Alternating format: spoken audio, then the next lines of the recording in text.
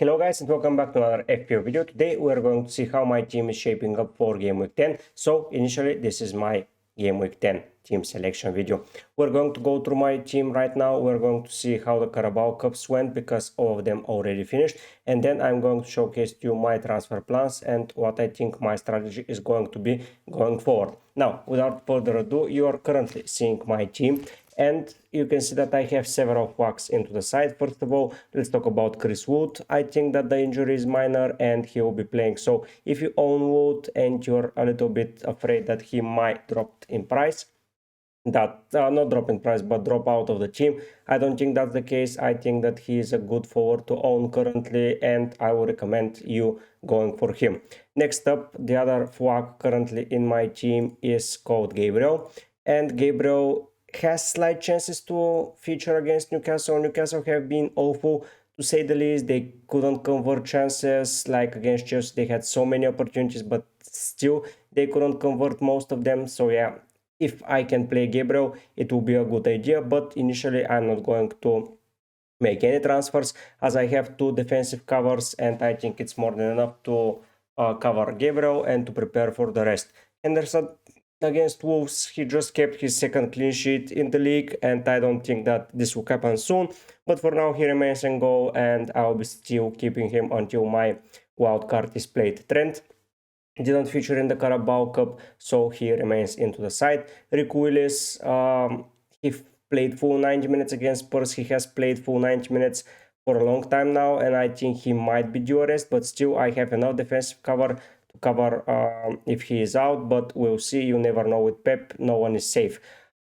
In midfield, Palmer didn't feature, Eze featured, Mbumu featured, and Rodgers didn't feature, so we had a 50-50. Fulham didn't have a game, so my midfield 3 out of 5 players didn't feature at all, and they got a rest, which is always an amazing thing to say.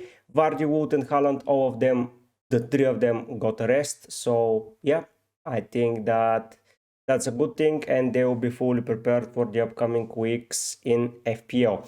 Now, let's go and see how the games went. So Liverpool defeated Brighton. They went up with a lineup of Yaros, Bradley, Kwanzaa, Gomez, Robertson, Diaz, Morton, Wataru, and Gakpo, Curtis Jones, and Szoboszlai. Here, two things are worrying up from my side. Luis Diaz played full 90 minutes, so I would say that he is a no-go in the Prem. I wouldn't be looking to bring him in as he played full 90 minutes, and I don't think that he'll be featuring full 90 minutes against Brighton at home this time for Liverpool. So yeah, I will be staying clear from him. And Curtis Jones played full 90 minutes, and the manager said that he is not into that amazing shape to feature week in, week out, 2 to 3 times per week in the full 90-minute lineup. So I think he is going to go to the bench.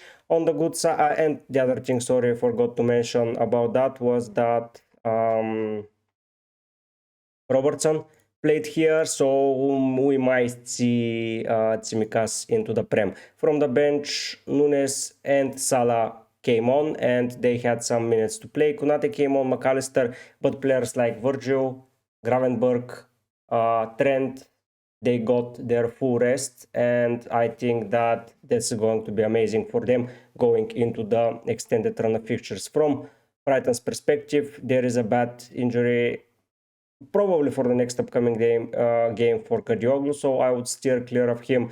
Dunk is rumored to be out. Moder, Weaver, Gruda, and Sisu Adingra. Ferguson outplayed players like Mituma, got a rest and didn't feature until the 75th minute. The same can go for Welbeck. The same can be said about Veltman and Hazelwood. Baleba didn't feature at all. They have a very long list of injuries, and I would be staying clear of the Brighton players. But yeah, if you're looking for Liverpool guys, Jones, Robertson, and Diaz, I don't think they are going to be for you. And Kwanzaa, after the mistakes he made for Brighton to concede 2 goals, the first goal was a back pass that didn't reach anyone from Liverpool, and the second, to be fair, was a rebound, so you cannot add to his fault that, but still I think that Kwanzaa will not be featuring anytime soon. Going into Aston Villa and Palace fixture, there is one bad news that I didn't mention. Eze, he scored, but he got off injured and he went out at the 18th minute with without basically a challenge, so I don't know what's the status of him, but I'm not probably going to risk it. I didn't mention it here, it's not been flagged yet, but most probably he's leaving my side, and in a minute we're going to see at what my options are. In defense, they defeated Villa, so that's a good thing for them. Turner featured while Henderson got a rest, so maybe pretty soon Henderson might lose his spot unless he picks up the pace, but we'll see. Wharton with an injury, that's too bad for them. I don't fancy now Palace at all with Wharton and Eze out. That's going to be devastating in my opinion, so I will be looking to offloading their players. From Villa's perspective, Duran scored, Watkins wasn't in the group, Bailey played, Buendia, Fpl Gw10 played, Rogers wasn't in the group, Konsa wasn't in the group, Pau Torres wasn't in the group, so I think that they got a good rest. Dine, I think, wasn't in the group, yeah, so yeah, they got a good rest, and Dine, Pau, Konsa, Watkins and Rogers seems like amazing players to feature against Spurs. Speaking about Spurs, let's move directly there, because even though they defeated City, I think there is one thing that's a little bit worrying, and that's the injury of Mickey van den Ven. Last time around when he got injured, Spurs just dropped the ball and continued losing points throughout the season, and I think if he's out for longer term, anyone facing Spurs is going to have a higher chance of scoring more goals than before. I did not understand why he was used as the left back position while they had a player like Ben Davies out there, so it could have been easily been Ben Davies, but yeah, just a mistake in my opinion. On the other side, players like Son and Pedro Porro got a full rest, Maddison as well got a full rest. But the worrying thing is that Dominic Swanky played full 90 minutes, and I don't know if he's going to feature against Aston Villa from the first minute.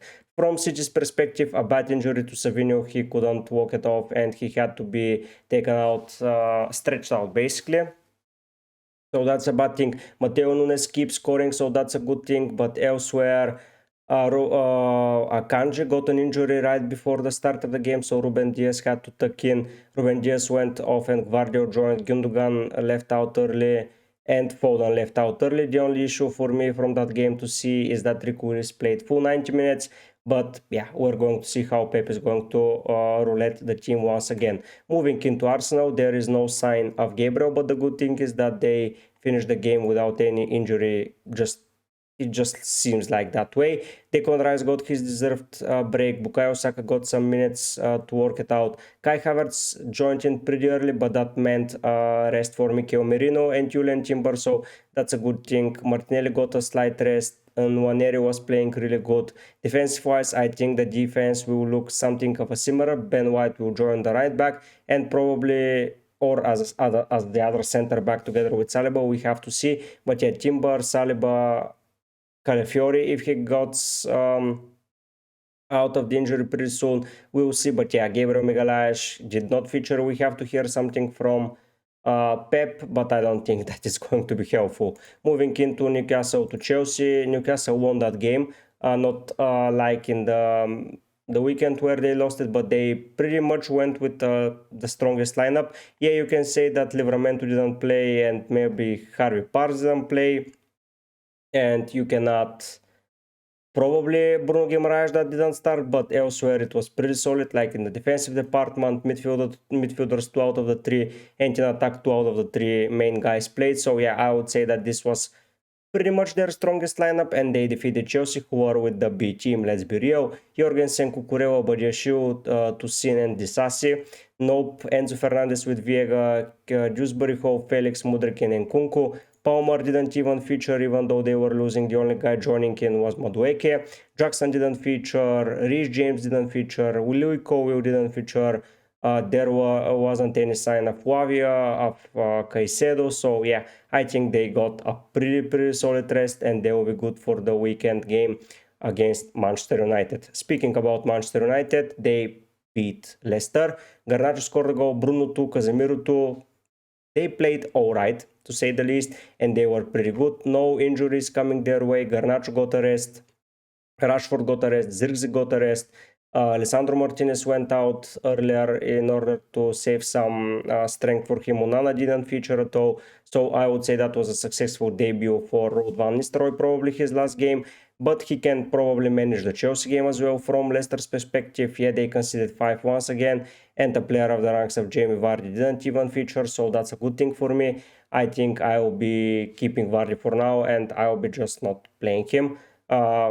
No, I will be playing him no matter what because he is saved for the Prem and they care about the Prem. So teams like Liverpool, Palace, United, Newcastle, Arsenal, and Tottenham go through. So that's going to be a tough draw for all of those teams. And yesterday Southampton defeated Stoke. Here I don't think any injuries happened apart from Ryan Fraser, but he is not considered as a main guy. And from Brentford's perspective, I don't think anyone got any injury to talk about. So yeah, Wissa got his minutes and Boom played full 90, but this guy is amazing. So yeah, they survived, they continue forward. So yeah, it's going to be a full Prem stacked up what's it called, draw. So yeah, we'll see how it goes, but yeah, those were the injury issues that we had to discuss and the way that the teams played. So going into the transfers of the next week, I will be selling Eze, and that leaves me with 9 million. So here I have two options: either to spend it all and bring in a guy of the likes of Foden, who is, oh no, he's 9.3. Nonetheless, I don't think I can afford anyone apart from taking a hit, but I'm not taking a hit. So I have basically more than 11 players starting, so that's good. At least I will have 11 starting players, and that will be my strategy to go for every week. But here I have several options, as mentioned. Either go for a more expensive players for the likes of Bruno Fernandes, but honestly I don't fancy Bruno that much currently. I know that he is amazing, he hasn't taken a penalty for United yet, and maybe with Ruud van Nistelrooy they will improve even more and more, but I think that this limits my options moving forward. My plan initially was to sell out, first of all, to roll the transfer. That was one of the initial thoughts, because I thought that I had a good lineup, but a 6.7 midfielder missing, and I was planning to sell him either way around Gameweek 12. It's not that big of a deal, to say the least, so I'll be looking to replace him. Smith Rowe will survive into my team, and that leaves me several of options. So first of all, I could not wildcard at 12 and just keep it for a little bit longer. It all depends on the Palmer yellow card situation, because he still has 3, and next 2 fixtures against United and Arsenal are a perfect fixture for him to just get 2 yellow cards in a row and miss the fixture against Leicester, which will be devastating for my team moving forward currently, as I don't want to miss anything regarding the Leicester fixture from Chelsea.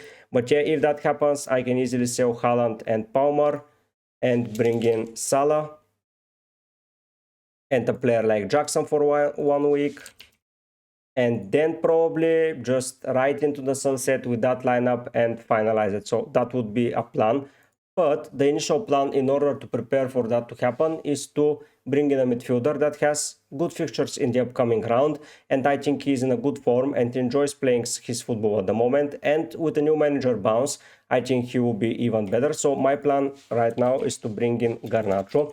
I think that, what happened? Oh, okay. So Garnacho is the player of choice. Now he faces Chelsea, but Chelsea are not that good defensively. Leicester, who they just destroyed 5-2. I know it's the B team of Leicester, but still I think that they can score a lot of goals. Ipswich and Everton. The next 4 fixtures for Garnacho are very solid offensively. He has scored only 2 goals so far this season, and he had a higher expected goals ratio. But I think now, going into the easiest fixture run, and with those new manager bounces, I think bringing in Garnacho leaves out an opportunity for me to just save my wild card. And if I even wanted to, I could then go to game week 12 with 1 transfer or 2 transfer saved, sell Palmer if he has cards, and just bring in Salah. Keep Haaland for the game against Spurs, because Spurs, if they lose Van den Ven, are pretty much likely to concede a lot of goals. And then take it in with Salah and Haaland, and after game week 13, when the games are becoming even harder for Liverpool to say the least, but I may keep Salah as a whole. I have not decided yet. But yeah, I can move around my team and prepare 11. Vardy may have to go as he faces Man United, Chelsea and Brentford, not the best feasible fixtures, but honestly, I can easily remove him and go for a player of the ranks of Cunha, and that would be ideal. Yes, I would miss Chelsea for the Leicester fixture, but if they're without Palmer, I don't think I would want to have anything to do with Chelsea for that game week. Whenever Palmer misses a game week, it's going to be detrimental. But yeah, Cunha facing Southampton and Fulham is going to be a good investment, and I think I'll be good to go. I'll be playing with the 5 midfielders and everything, and I'll be more than delighted. So bringing in Garnacho now will leave the option for me in the door not to use the wildcard and just prepare team week by week, and then when I want to strike and I want to be prepared. So yeah, that's the initial plan. I hope it works. I don't see a reason not to work. I know that I will be missing my window of wildcard that I was planned initially, but that's the beauty of the game, not to have a planned strategy and just go and adapt as much as possible. That's why I don't like early transfers, especially when people are playing in midweek. The other thing I don't like is teams that are not rotating players, such as Crystal Palace, as they should have been rested in my opinion, and this would have made it easier for everyone. But yeah, currently Eze out to Garnacho is the plan. I want to hear your plans if you own Eze or you want to do your transfers and you have already spent a wild card or not. Whatever you want, just share your thoughts. If you're new around here, don't forget to subscribe to the channel. All of your help is very much appreciated. As you can see, I'm currently 73k in the world, which is an amazing rank so far. Like, I'm quite better than the whole season last time, and this is only the beginning. I haven't spent any chips. I took only one hit so far, and I'm doing pretty well. So yeah, don't swear it if you are not with a good rank right now. I know that you can fight it, but yeah, currently I'm doing amazingly well. So if you want to do something similar to me, you can follow me for advice. You can join the Discord, it's completely for free, and we have a chat about FPL. Thanks so much for watching. I hope to see you soon with more FPL content. And I have been a FPL MV, and I hope to see you soon, very soon with a lot more new content. But for now, guys, I'll be heading out. Bye.